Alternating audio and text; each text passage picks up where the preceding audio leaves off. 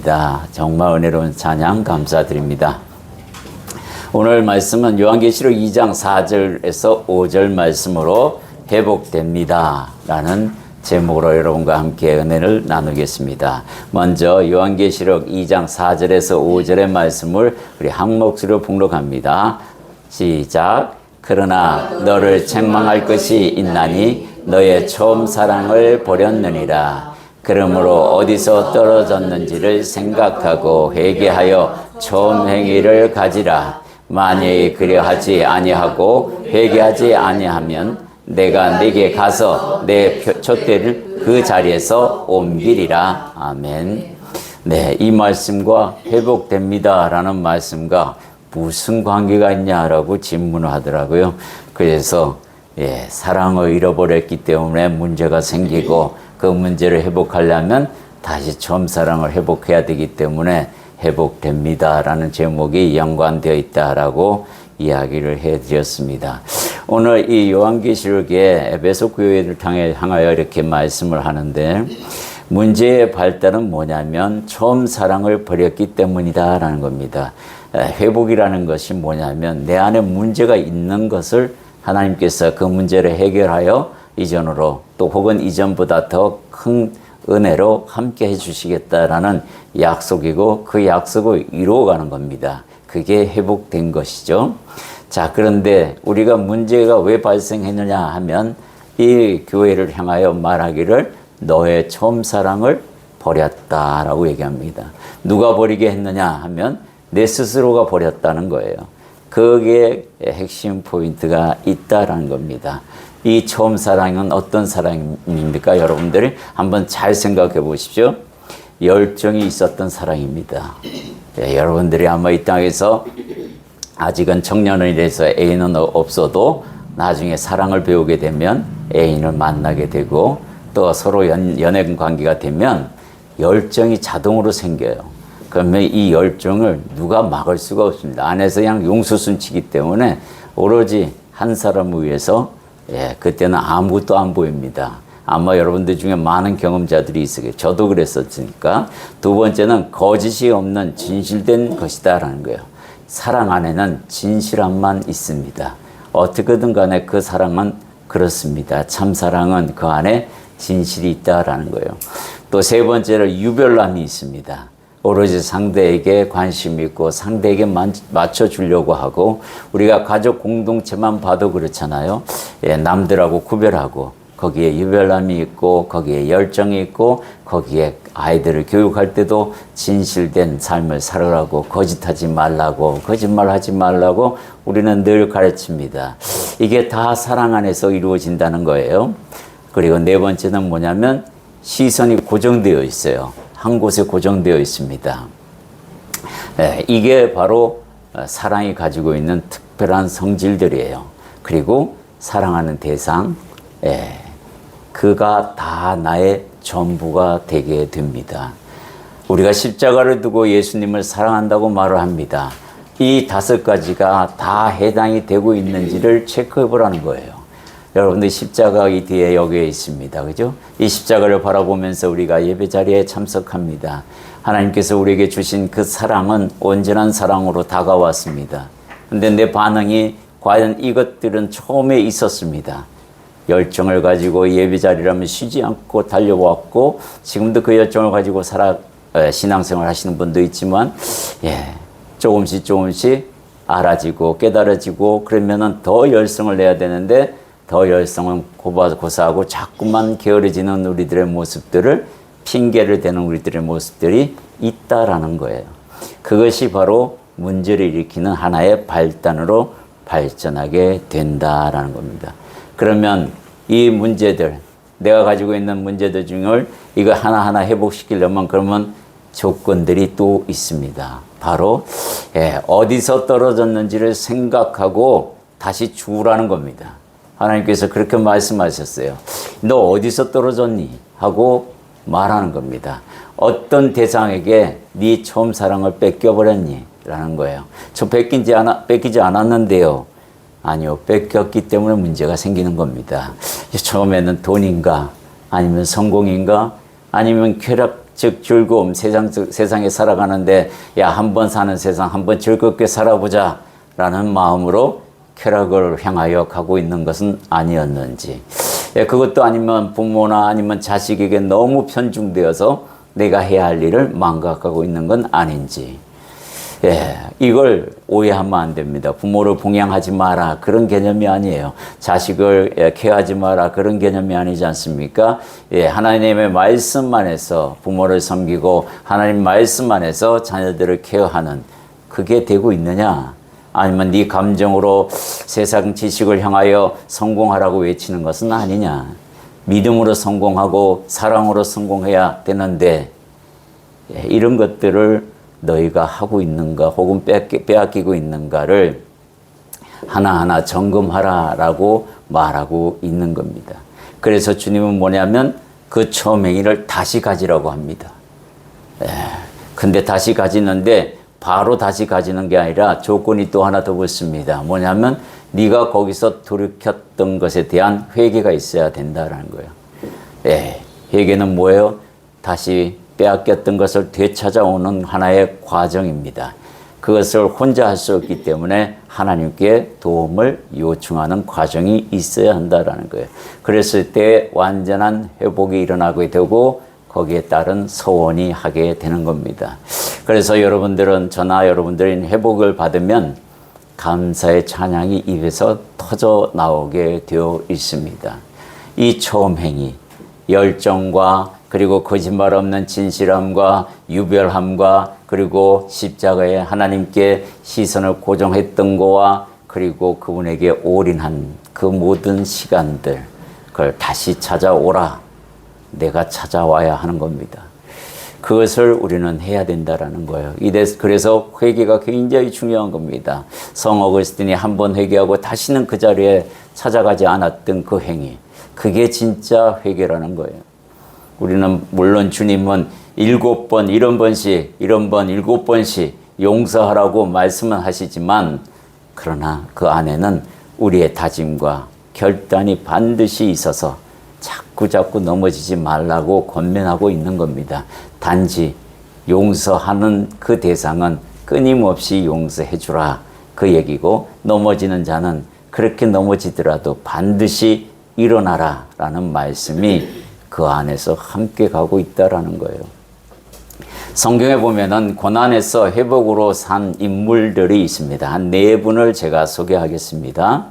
첫 번째는 나오미에서 마라로, 마라에서 다시 나오미로 간 나오미의 인생입니다. 이 마라의 인생의 원인은 뭐냐면 남편과 아내가 서로 합의하여 이사를 가게 됩니다. 그 이사를 가게 된 동기가 뭐냐면 기근이 너무 심해서 피해가는 것이었어요. 베들레헴에 살고 있는 이들은 그곳에 기근이 옵니다. 흉년이 와요. 살기 너무 힘들었어요. 그래서 재산을 다 싸들고 이들은 모압 땅으로 이사를 갑니다. 다른 사람들은 어떻게 견디겠어요? 다른 사람들은 거기 다 대부분 남아있는데 이들은 피해서 갑니다. 그 베들레헴이 어떤 땅입니까? 축복의 땅이에요. 거기서 메시아가 태어나고, 거기서 다윗이 태어났고, 거기서 모든 역사의 중심이 베들레헴에서 일어났는데 이 축복의 땅을 버리고 나는 잠시 피해서 가겠다는 게 10년 넘는 인생을 살아갑니다. 그 10년 동안 살아가면서 이들의 인생이 어떻게 바뀌었는지 우리가 말씀을 통해서 한번 보도록 하겠습니다. 룻기 1장 1절에서 2절 우리 함께 읽겠습니다. 사사들이 처리하던 때에 그 땅에 흉년이 드니라. 유다 베들레헴의 한 사람이 그의 아내와 2 아들을 데리고 모압 지방에 가서 거류하였는데 그 사람의 이름은 엘리멜렉이요 그의 아내의 이름은 나오미요 그의 2 아들의 이름은 말론과 기론이니 유다 베들레헴 에브라 사람들이더라. 그들이 모압 지방에 들어가서 거기 살더니 이들은 흉년이라는 이유로 베들레헴을 떠나게 됩니다. 그리고 10년이 채 안 돼가지고 3 아들까지 남편까지 싹 다 풍토병에 걸려서 죽습니다. 목숨을 잃어버려요. 그리고는 안 되겠다. 고향으로 다시 돌아가자. 그래서 3명의 과부가 출발하는데 그 중에 한 며느리는 모압 땅에 남아있고 룻만 데리고 나오미가 고향 땅으로 옵니다. 그 고향 땅에 와서 나오미가 어떻게 고향 사람들에게 말을 하는지 우리 또 성경에 기록된 말씀을 보도록 하겠습니다. 룻기 1장 20에서 21절 함께 있습니다. 나오미가 그들에게 이르되 나를 나오미라 부르지 말고 나를 마라라 부르라. 이는 잡는 자가 나를 심히 괴롭게 하셨음이니라. 내가 풍족하게 나갔더니 여호와께서 나를 징벌하셨고 적는 자가 나를 괴롭게 하셨거늘 너희가 어찌 나를 나오미라 부르냐 하느냐. 여기서 나오미는 기쁨이란 뜻이에요. 웃음이란 뜻이 있고 즐거움이란 뜻을 갖고 있는 단어입니다. 그런 이름이에요. 근데 마라는 뭐예요? 저주받은 이름이라는 거예요. 쓴 물, 쓰다라는 내 인생이 아주 쓴물이 되어버렸다라는 거예요. 단물에서 쓴물로 바뀐 인생인데 너희가 아직도 나를 나오미라 부르느냐 하면서 마라라 부르라 이렇게 말할 때는 이 사람의 감정이 엄청나게 안 좋아 있는 거겠죠. 하나님을 향해서도 얘기하기를 뭐라 합니까? 잡는 자가 나를 괴롭게 했는데 내가 무슨 수로 견디겠느냐 하면서 하나님께서 나를 징계하셨다라고 아예 동네 사람들에게 이렇게 선언해 버립니다. 얼마나 괴로웠으면 이 말이 이렇게 나왔을 거예요. 남편이 죽고 사랑한 2 아들까지 다 죽고 이제 과부 2 사람의 과부 며느리 1 사람만 있으니 내 곁에 풍족히 나갔다가 비어서 돌아오는 이 인생을 나오미라 부르지 마라. 그러면서 자신의 인생을 비관하는 그 모습들을 우리가 보게 됩니다. 이 사람을 어떻게 마라에서 나오미로 회복시킬까? 하나님의 방법은 전혀 다른 방법으로 회복을 시킵니다. 다시 나오미가 시집 가가지고 아이를 낳는 것도 아니고 며느리에게 시집을 가게 하고 그 며느리가 다시 아이를 낳고 그 아이가 바로 다윗의 조상이 되는 그런 놀라운 일을 경험하면서 나오미의 말년에 그 아이로 말미암아 또 그 며느리로 말미암아 웃음을 회복시켜 주셨다라는 거예요. 이 말은 뭐예요? 죽었던 남편이나 죽었던 아들들이 살아온 게 아니라 그들은 이미 내 곁을 떠났지만 지금 내 삶을 하나님께서 다시 웃음으로 회복시켰다라는 거예요. 이 아이를 통하여. 그래서 한 며느리를 보고 동네 사람들이 뭐라고 이야기합니까? 7 아들보다 귀한 내 며느리라고 칭찬까지 듣습니다. 그런 축복의 길을 주님이 허락하셨다라는 거예요. 회복할 수 있는 것은 우리가 다시 이 축복의 땅으로 돌아와야만 된다는 거예요. 하나님이 임재해 계시는 이곳으로 다시 찾아와야 네가 회복될 수 있다라는 이야기를 하고 있습니다. 느부갓네살 왕의 교만으로 왕위가 7년 동안 박탈당한 사건이 기록되어 있어요. 여기는 뭐냐면 깨닫게 하고자 하실 때에 고난을 준다라는 거예요. 이 느부갓네살이 얼마나 교만했는지를 우리가 말씀을 통해서 한번 보도록 하겠습니다. 다니엘서 4장 16절부터 한번 같이 읽겠습니다. 또 그 마음은 변하여 사람의 마음 같지 아니하고 짐승의 마음을 받아 7대를 지내리라. 왕이 사람에게서 쫓겨나서 들짐승과 함께 살며 소처럼 풀을 먹으며 하늘 이슬에 젖을 것이요 이와 같이 7대를 지낼 것이라. 그때에 지극히 높으신 이가 사람의 나라를 다스리시며 자기의 뜻대로 그것을 누구에게든지 주시는 줄을 아시느니라. 또 그들이 그 나무 뿌리에 그루터기를 남겨두라 하셨은즉 하나님이 다스리는 중을 왕이 깨달은 후에야 왕의 나라가 견고하리이다. 느부갓네살 왕이 꿈을 꿨습니다. 근데 엄청난 나무가 이 굉장히 큰 나무가 꿈에 보이는 거예요. 거기에 새들도 깃들고 그 나무 밑에 짐승들이 와서 낮잠도 자고 근데 갑자기 어디서 나타난 천사가 그 나무를 베라 그래서 베버립니다. 그리고는 그 속에 있는 참새들이나 새들이 다 도망을 가고 그 밑에 잠자던 쉼을 얻었던 짐승들도 그늘이 사라졌으니 어떻게 해요? 다들 도망가는데 그런데 그루터기만 남겨두라. 그러니까 뿌리는 상하지 않게 놔두라는 거예요. 그 꿈을 꾸고 다니엘에게 그 꿈에 대하여 해석을 얻는데 다니엘이 해석하기를 당신께서 너무 교만해서 하나님께서 치시고자 하시는데 7년 동안 미친 사람으로 있을 겁니다. 여기서 소와 같이 풀을 뜯고 들짐승과 같이 움직였다는 얘기는 하늘의 이슬을 먹었다는 얘기는 정신병자로서 그렇게 횡설수설하면서 돌아다녔다라는 이야기예요. 총명이 사라진 그런 상태를 이야기합니다. 그 내용, 그 저주를 받는 과정을 우리가 27절에서 37절의 중요한 핵심 단어만 제가 핵심 구절만 뽑아봤습니다. 우리 함께 있습니다. 그런즉 왕이여 내가 아뢰는 것을 받으시고 공의를 행함으로 죄를 사하고 가난한 자를 긍휼히 여김으로 죄악을 사하소서. 그리하시면 왕의 평안함이 혹시 장구하리이다 하니라.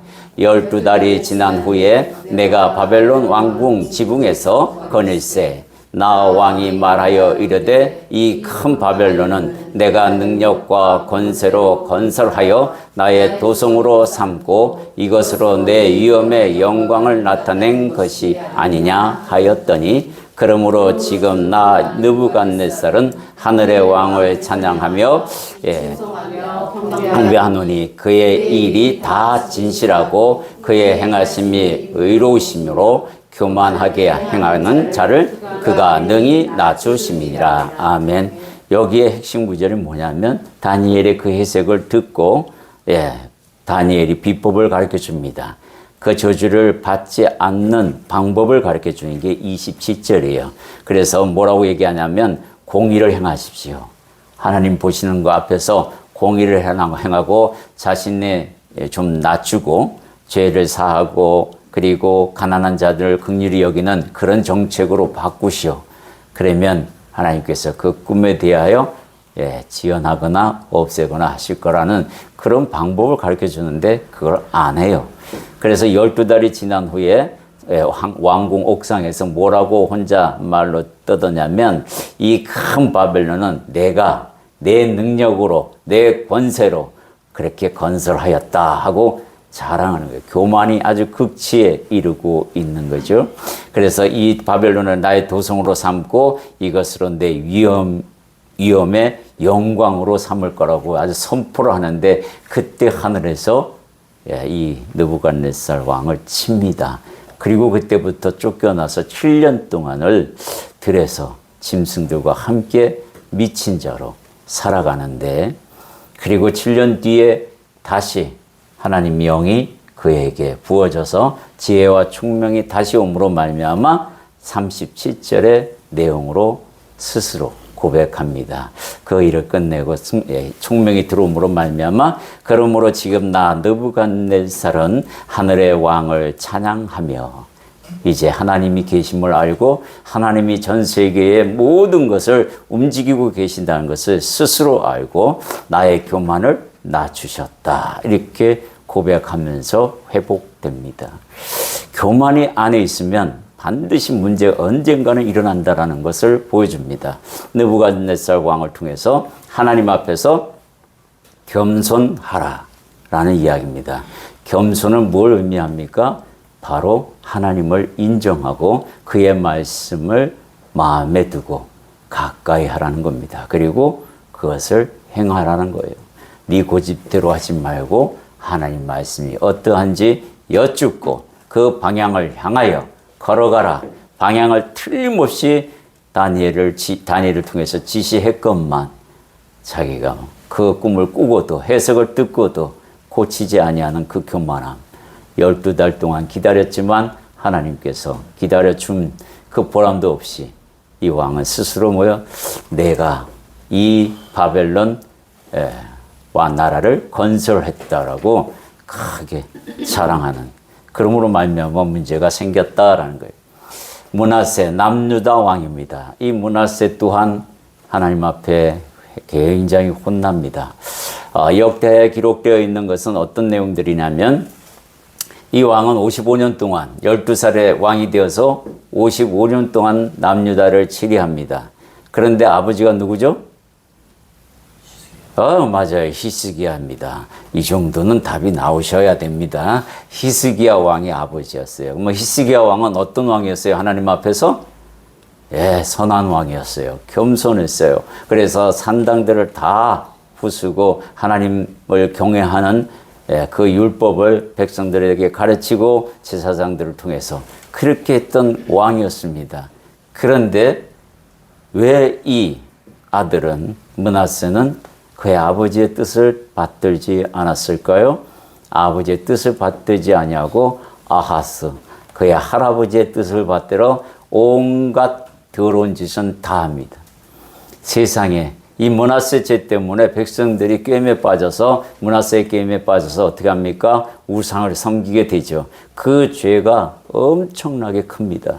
그래서 므낫세를 55년 동안 기다려줬다가 바벨론의 포로로 잡혀가서 그때서 주님 여호와를 찾습니다. 그때 찾고 다시 하나님께서 회복시키는 그 과정들이 이 역대하에 기록되어 있어요. 그리고는 자기가 싼 똥을 싹 다 치웁니다. 예, 이 성전 안에 자기가 일월성심, 밀곰, 그리고 또 흰곰의 골짜기에서 섬기는 것들을 다 여호와 성전에다 우상 숭배했던 그가 55년 뒤에 포로 생활하고 주님 앞에 기도함으로 내가 잘못했습니다 하나님 할 때 그 내용들이 다 회복되고 하나님이 다시 남유다 왕으로 회복시켰다라는 내용들이 이 안에 있습니다. 예, 정체성을 회복한다는 것은 굉장히 중요한 말씀이에요. 여러분들의 신분이 뭐예요? 여러분들의 신분은 하나님의 아들이라는 신분을 가지게 됩니다. 이 하나님의 아들이라는 신분은 천사들도 흠모하는 자리예요. 아무에게나 주는 게 아니라 예수를 나의 주라 고백하고 예수님을 하나님의 아들이라 고백하며 그가 나를 구원하신 구원자로 인정할 때만 그 인정한 사람에게 주는 특권입니다. 그 자녀를 지금부터 누리리라는 거예요. 지금부터 여러분들이 누리시면 된다. 이 내용을 하고 있어요.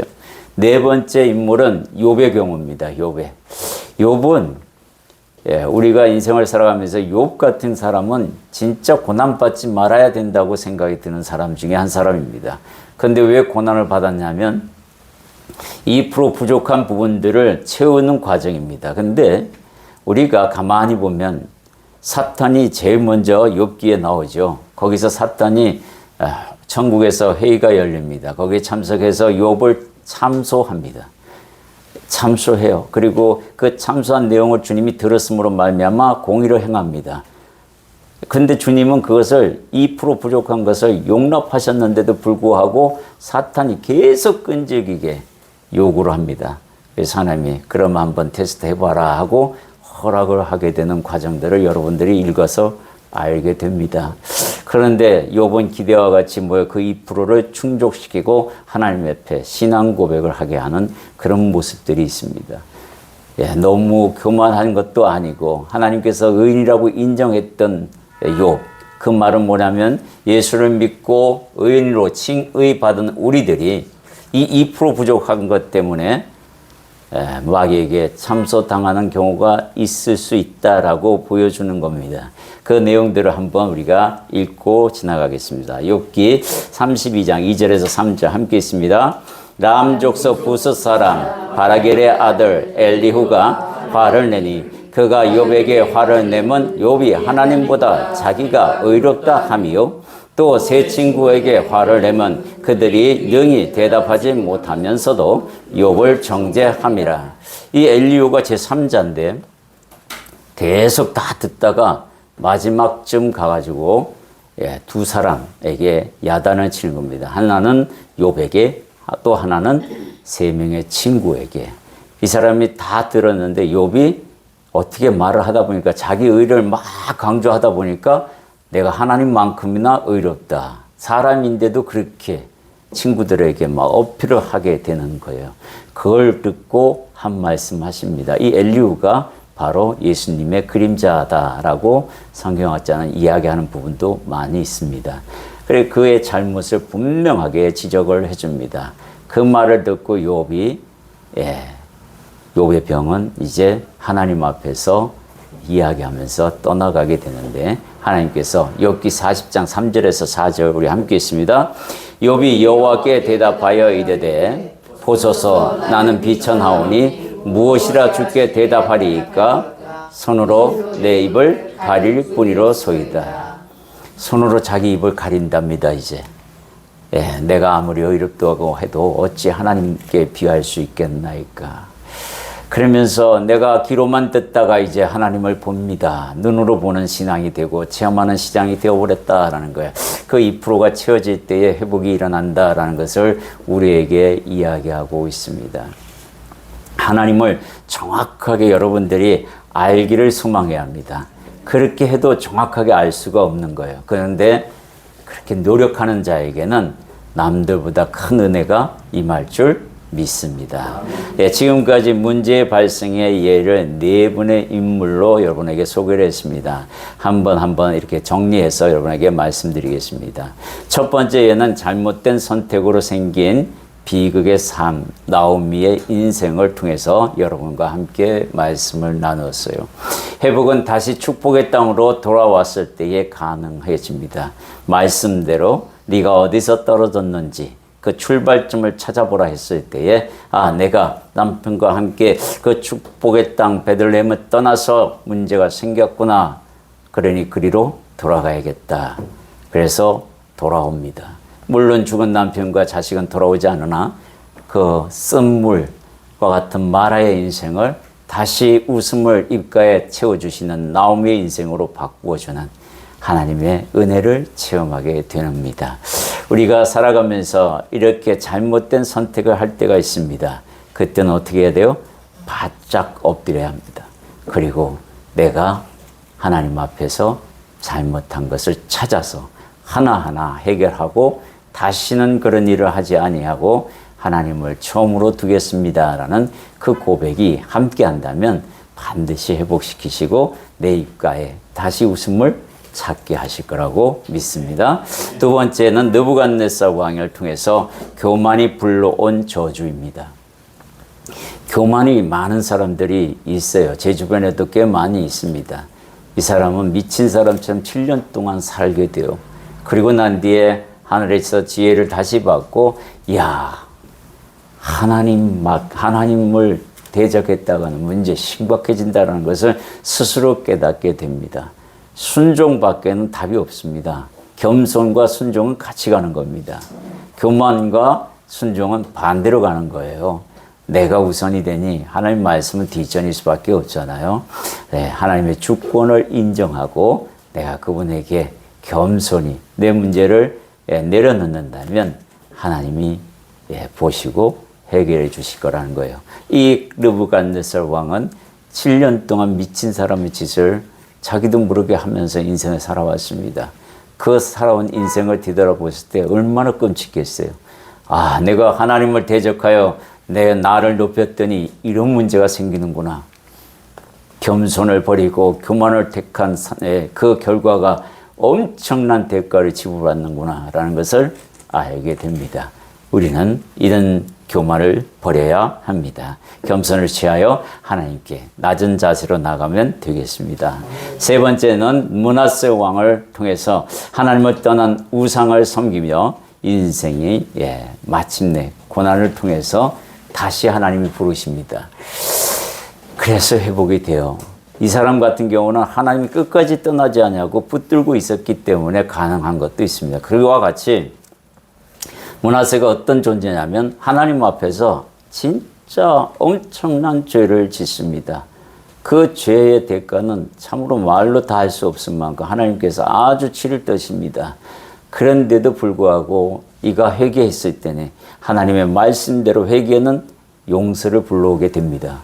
내가 극악무고한 어떤 죄를 졌더라도 그 극악무고한 죄에 하나님께서 용서를 해주신다라는 이 므낫세를 보고도 이야기합니다. 므낫세는 또한 무고한 피를 참 많이 흘렸던 사람입니다. 그런 왕이었어요. 그런데도 다 용서받습니다. 그래서 하나님께서 우리에게 용서받지 못할 죄는 없다라고 합니다. 성령을 부인하는 죄를 제외하고는 다 용서받을 수 있다라고 이야기해요. 예, 이 므낫세 왕을 통해서 우리에게 비전을 제시합니다. 이 땅에서 어떤 죄도 다 용서된다. 그게 하물며 우상을 섬기며 하나님을 노엽게 해도 그조차 네가 회개한다면 하나님은 용서하실 것이다. 이 이야기를 우리에게 말씀하고 있으니 우리는 므낫세의 죄에 비하면 물론 다 같은 죄지만 그래도 용서의 그 폭이 므낫세보다는 크지 않겠나, 그런 희망을 가져봅니다. 예, 네 번째는 자기의 의를 높이는 신앙에서 문제가 생긴 것입니다. 욥이 우리에게 말씀해 주고 있습니다. 그러나 욥은 나중에 그 연단을 통해서 엄청난 고백을 합니다. 내가 이 연단 때문에 조금의 티끌 같은 그 불순물도 이제는 다 버리게 되고 정금 같은 신앙이 되었습니다 라고 선포하면서 하나님께 영광 돌리는 그 모습을 보게 돼요. 예, 우리가 욥과 같이 나의 어떤 조그만 흠, 그것을 찾아낼 수 있다면 하나님 앞에 회개하고 그거 채워진, 성령으로 채워지는 그 부족함이 되기를 소망합니다. 여러분들에게다 저에게는 이 부족한 부분이 반드시 있습니다. 욥은 하나님께서 당대 의인이라고 칭의하셨어요. 똑같이 예수를 믿는 우리들에게도 똑같이 욥처럼 칭의하셨습니다. 그러나 지금 다른 점은 무엇이냐면 하나님 앞에 사탄이 참소하는 그 사탄이 사라졌다는 거예요. 그럼 참소하는 자가 누구냐? 없어졌으니 누군가가 있으니까 또 그 문제가 생기는 거 아니에요? 그건 바로 나 자신이라고 합니다. 나 자신이 하나님 앞에서 직고하는 거예요. 내 양심이 뭐라고 하냐면 내 생각과 마음이 하나님 곁을 잠시 떠나 있습니다 라고 고발한다는 거예요. 주님은 그 고발을 듣습니다. 왜? 그냥 놔두면 내 영혼은 사라질 가능성이 높아요. 마귀의 자녀로 되돌아갈 가능성이 높으니까 그 직고를 듣고 반드시 회복시킵니다. 그걸 도우시는 분이 성령님이 내 안에서 돕고 계시다는 거예요. 그런 신앙으로 다시 정금 같은 신앙으로 회복시키는 하나님을 경험하게 된다, 이 이야기를 합니다. 시편 기자가 말하는 고난의 원인을 이렇게 이야기합니다. 시편 119편 67절, 71절, 72절 우리 함께 있습니다. 고난당하기 전에는 내가 그릇 행하였더니 이제는 주의 말씀을 지키니이다. 고난당한 것이 내게 유익이라 이로 말미암아 내가 주의 율례들을 배우게 되었나이다. 주의 입의 법이 내게는 천천금은보다 좋으니이다. 아멘. 시편 기자가 고난의 원인을 뭐라고 얘기하냐면 주의 입에서 나오는 그 말씀을 떠났기 때문에 생긴 것이다 라고 이야기하고 있는 거예요. 여기서 고난 당하기 전에 내가 그릇 행하였다라는 얘기는 하나님의 율법을 알면서도 혹은 몰랐기 때문에 떠나서 생긴 이입니다라는 거예요. 이제 주의 말씀을 지키나이다. 배웠기 때문에, 다시 생각났기 때문에 내가 지키려고 합니다라고 고백하는 거예요. 우리의 고난은 가만히 보면 진짜로 첫사랑을 버렸고 그 열정을 버렸고 그 시선도 세상으로나 아니면 다른 대상으로 갔기 때문에 생긴 것이 맞습니다. 잠시지만 그래요. 그런데 그것을 빨리 알게 하시고 빨리 들어오게 하시는 것은 하나님의 은혜고 아직도 그 사랑이 내게서 용수심 치고 있다는 것에 우리가 희망을 가져야 합니다. 그러면 얼른 감사로 나와서 하나님 잘못했다고 용서를 구하면 회복의 길은 열립니다. 열리게 되어 있어요. 그래서 이 고난이 또한 유익이 될 수 있는 것은 더 하나님을 붙들게 된다라는 거예요. 그리고 주의 율례 안에 더 가까이 들어오게 된다는 통로로 주님이 삼아주시니 어떤 금으로 어떤 은으로 세상 그 무엇보다 그 무엇을 가지고 그 은혜를 살 수 있겠냐라는 겁니다. 하나님이 하셨습니다 라는 고백을 하고 있습니다. 정리해 드리겠습니다. 우리에게는 누구나 마라와 같은 인생 혹은 나오미와 같은 인생의 살게 됩니다. 예, 어떤 상황에서도 기쁨을 잃어버리지 않는 자가 승리하는 사람이 됩니다. 먼저 구원의 기쁨을 망각하지 말라는 겁니다. 어떤 상황에도 내 상황이 더 어려워지더라도 하나님이 구원시켰던 그 은혜와 또 나를 구원에 그 동반시키시는 하나님의 그 크시고 놀라운 사랑을 잊지 말자. 두 번째는 뭐요? 소망을 가지라는 거예요. 소망을 찾아야 합니다. 하나님 품 안에 있는 그 소망, 천국의 소망을 찾으시면 됩니다. 현실을 직시하여서 내가 지금 예수님과 함께하고 있다는 사실을 망각하지 마세요. 바로 지각해서 되돌아오면 되는 겁니다. 예수님의 십자가, 그 십자가가 나를 지켜보고 있다라는 사실입니다. 하나님의 은혜는 천금보다 귀하다라는 사실을 여러분이나 저나 마음에 두시고 항상 사모하기를 소망합니다. 우리 오늘 말씀 하나님께서 반드시 회복된다 그 음성 들으며 하나님께 나아가는 여러분이 되기를 축복하며 우리 결단 기도하겠습니다. 사랑해 주님 감사드립니다. 하나님, 오늘도 하나님께서 처음 사랑을 가짐으로 말미암아 너의 문제를 해결하라 그리고 회복되리라 그 약속 믿고 나아가오니 내가 하나님 혹여 내가 지금 그런 상황에 있는지 체크하게 하시고 말씀 안에 들어와 그 말씀 밖에는 있는 것은 아닌지 다시 한번 점검하게 되고 하나님과 함께 동행하는 그 은혜를 회복하는 그런 시간 되게 하심에 감사드립니다. 회복된다. 주님께서 말씀하셨습니다. 나와 함께 하자. 다시 처음 사랑을 가지자. 그 열정이 있었던 그 사랑, 열정이 있었던 그 사랑, 유별했던 사랑, 나에게 유별했던 그 사랑을 다시 회복하거라. 네가 나를 전부로 삼았듯이 나도 너를 전부로 삼았노라. 그 음성 듣고 나아가는 귀한 시간 되기를 소망합니다. 또한 십자가가 이 안에 있사오니 십자가의 시선을 고정하고 내가 하나님께 모든 것을 드리겠나이다. 결단하고 나아가는 주님의 백성들 기억하여 주옵소서. 사랑의 주님 감사드립니다. 할렐루야. 주님, 회복된다 그 말씀 하나님 듣고 나아갑니다. 하나님께서 말씀하시기를 처음 사랑을 가지자. 처음 사랑을 회복하자. 열정이 있었던 그 사랑, 진실만이 있었고 거짓이 없었던 그 사랑, 너가 유별했던 그 사랑, 네가 나에게 유별했던 그 사랑을 회복하거라. 그것이 어디에서 떨어졌는지 생각하고 되찾으라. 그 음성을 듣고 나아가는 주님의 백성들입니다. 이제 하나님, 주님의 십자가가 나를 바라보듯이 내가 주님의 십자가를 바라봅니다. 주님은 나에게 모든 것을 주셨듯이 나 또한 주님께 올인하기를 소망합니다. 하나님, 오늘 이 말씀 듣고 내 마음 다시 한번 성령으로 말미암아 하나님의 은혜가 용서 숨치는 귀한 시간 되게 하심에 감사드리며 일주일의 삶도 아닌 내 평생의 삶도 그리하시기를 소망하나이다. 예수님 이름으로 기도드립니다. 아멘.